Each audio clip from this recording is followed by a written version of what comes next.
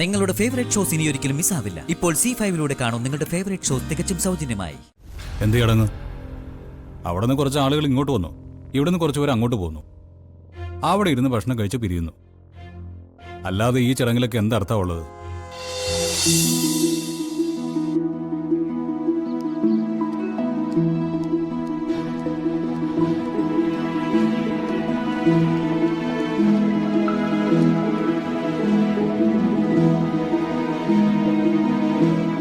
നാളെ ഒരു 3 മണിക്ക് എന്നെ ഒന്ന് വിളിച്ചു നോക്ക്.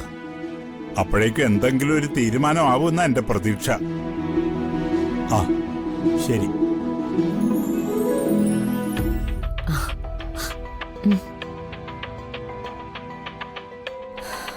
അതെ, പ്രിയങ്ക മോൾക്കൊരു പരാതിയുണ്ട്. എന്താ മോളെ, പറയേ.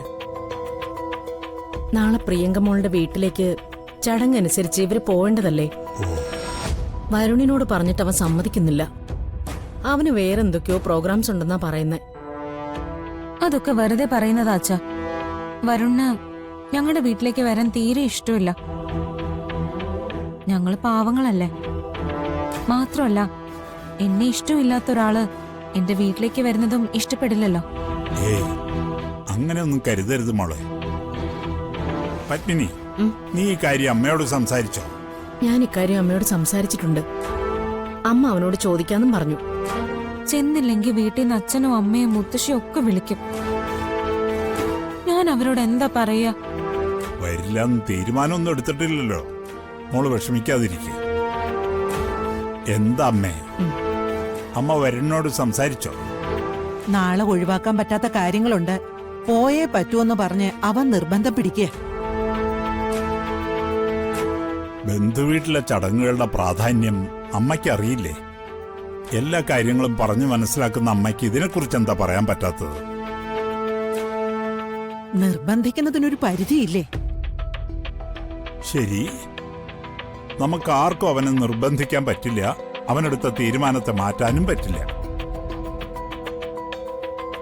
പക്ഷേ ഈ നിൽക്കുന്ന പെൺകുട്ടിയോട് നമ്മൾ എന്തു പറയും? അവളുടെ കുടുംബം അവൾക്ക് വലുതല്ലേ? അവിടുത്തെ ചടങ്ങുകൾ അവൾക്ക് പ്രധാനപ്പെട്ടതല്ലേ? അമ്മ പറയൂ. ഞാൻ ഇതിലിപ്പോ എന്ത് പറയാനാ? എന്നാ പിന്നെ ഞാൻ പറയാം. പത്മിനി, നീ അവനെ വിളിക്ക്.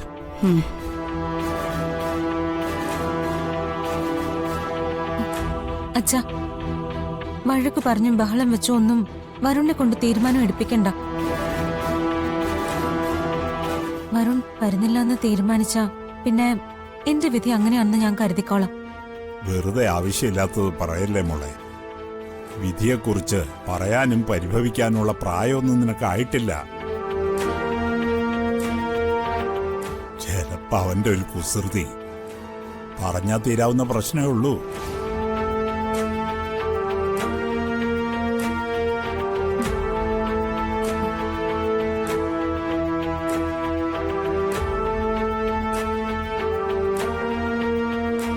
മോനെ, നാളെ രാവിലെ പ്രിയങ്കയും കൂട്ടി അവളുടെ വീട്ടിൽ പോണം. അവിടെ എന്തെങ്കിലും ചടങ്ങുകളുണ്ടെങ്കിൽ അത് തീർത്തിട്ട് വേണം വരാൻ. എന്ത് ചടങ്ങ്? അവിടെ നിന്ന് കുറച്ച് ആളുകൾ ഇങ്ങോട്ട് വന്നു, ഇവിടെ നിന്ന് കുറച്ച് പേര് അങ്ങോട്ട് പോകുന്നു. അവിടെ ഇരുന്ന് ഭക്ഷണം കഴിച്ച് പിരിയുന്നു. അല്ലാതെ ഈ ചടങ്ങിലൊക്കെ എന്തർത്ഥമുള്ളത്? ഏത് ചടങ്ങിന് അർത്ഥമുള്ളത്?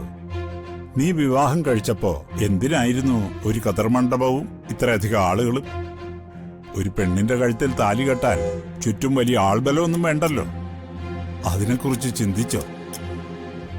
എടാ, ഉത്സവത്തിന് ആളുകൾ കൂടുന്നത് എന്തിന്?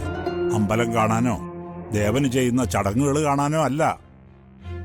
എടാ, തടിച്ചു കൂടുന്ന ആളുകള് അതെന്തെങ്കിലും കാണുന്നുണ്ടോ? ഒരു വലിയ ആഘോഷം, ആളുകൾ പരസ്പരം കാണുന്നു, വിശേഷങ്ങൾ പങ്കുവയ്ക്കുന്നു. ഇതൊക്കെ നമ്മുടെ സമൂഹത്തിന്റെ ഭാഗമാണ്. അതുപോലെ തന്നെയാ ബന്ധുവീട്ടിലെ ചടങ്ങുകളും. ഞാൻ പറഞ്ഞില്ല അച്ഛാ, എനിക്ക് ചില കമ്മിറ്റ്മെന്റ്സ്. സ്വന്തം ജീവിതത്തിനു വേണ്ടി മാറ്റിവെക്കാൻ പറ്റാത്ത ഒരു കമ്മിറ്റ്മെന്റും ഏറ്റെടുക്കാൻ പാടില്ല. അങ്ങനെയുള്ളവര് കുടുംബം നടത്താൻ പാടില്ല. വിവാഹം കഴിക്കാൻ ആഗ്രഹിക്കാനും പാടില്ല. ഇന്ന് രാത്രിയോ നാളെ രാവിലെയോ ഈ കാര്യത്തിൽ ഒരു എതിർപ്പും നീ പറയാൻ പാടില്ല. ഞാൻ സമ്മതിക്കില്ല. ആ ശരി, ഞാൻ പൊക്കോളാം. ഓ, അങ്ങനെ നീ എന്തോ ത്യാഗം ചെയ്യുന്ന പോലെ വേണ്ട. സന്തോഷത്തോടെ പോകുന്നു, സന്തോഷത്തോടെ തിരിച്ചു വരുന്നു. ശരി.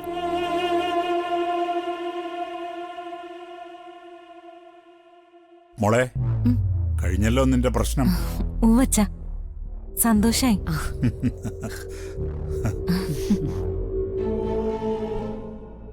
ഇങ്ങനെ അനുസരിപ്പിക്കാൻ അറിയെങ്കിലേ ഇടയ്ക്കിടയ്ക്ക് അവനെ പിടിച്ചു നിർത്തിയാൽ എന്താ? അവൻ പറയുന്ന എല്ലാ കാര്യങ്ങളും തിരുത്തി കൊടുത്താൽ എന്താ? പത്മിനി, മുതിർന്നവരോട് കുട്ടികൾക്ക് ബഹുമാനവും അനുസരണയൊക്കെ ഉണ്ട്.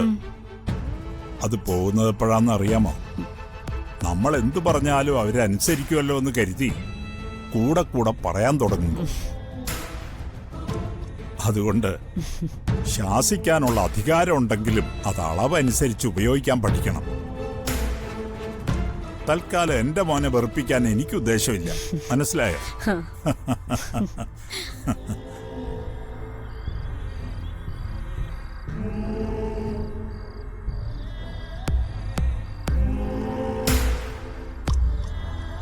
ഇപ്പൊ എങ്ങനെയുണ്ട്? കെട്ടിച്ചമഞ്ഞ് പോയിട്ട് സന്ധ്യ കഴിഞ്ഞിട്ടും അവള് തിരിച്ചെത്തിയില്ലല്ലോ. ഇതാ ഞാൻ പറഞ്ഞത്, കന്നിനെ കയം കാണിക്കരുതെന്ന്. അവൾക്ക് അതിനുള്ള യോഗ്യതയില്ല. ഉണ്ടാക്കാൻ നിങ്ങൾ ശ്രമിച്ചിട്ടും കാര്യമില്ല. അവള് വരുമമ്മേ. ഉത്തരവാദിത്തമുള്ള ഒരാളുടെ കൂടെയല്ലേ പോയിരിക്കുന്നത്. ഉത്തരവാദിത്തമുള്ള ആളോ? ആ നടി നിന്റെ ആരാ? ഇതിപ്പോ പോയ സ്ഥലത്തുനിന്ന് കുറെ വൃത്തികെട്ട ശീലങ്ങളും പഠിച്ചോണ്ട് വന്നോളൂ. നിങ്ങൾ രണ്ടുപേരുടെ അടുത്ത് എന്തും നടക്കും. അവിടുന്ന് ഇവിടുന്ന് കേട്ടത് വെച്ച് എന്നോടെന്തെങ്കിലും സംസാരിക്കാൻ വന്നോ അവളുടെ ചെവിട് ഞാൻ അടിച്ചു പൊളിക്കും.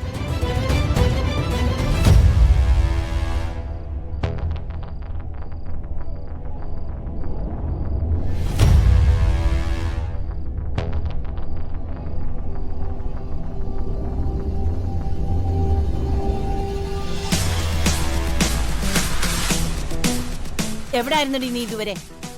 കുറച്ചുമുമ്പ് വിനയ മാഡം പോയതേ ഉള്ളൂ മുത്തശ്ശി. ഞാനിതൊക്കെ വാങ്ങിക്കാൻ വേണ്ടി. അച്ഛാ, എല്ലാവർക്കും ഉള്ള ഡ്രസ്സാ. അവരോട് ഏറുന്നതായിരിക്കും.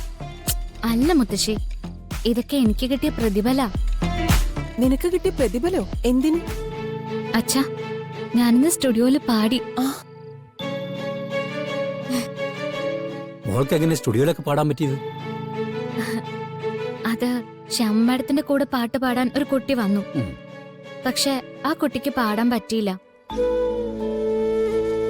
അപ്പോ അവിടെയുള്ള ആളുകള് എന്നോട് പാടാവോന്ന് ചോദിച്ചു. നിർബന്ധിച്ച് എന്നെ കൊണ്ട് പാടിച്ചു. എല്ലാരും നന്നായിരുന്നു എന്ന് പറഞ്ഞു. ഡൗൺലോഡ് ചെയ്യൂ C5 ആപ്പ്. കാണൂ എല്ലാ എപ്പിസോഡുകളും സൗജന്യമായി.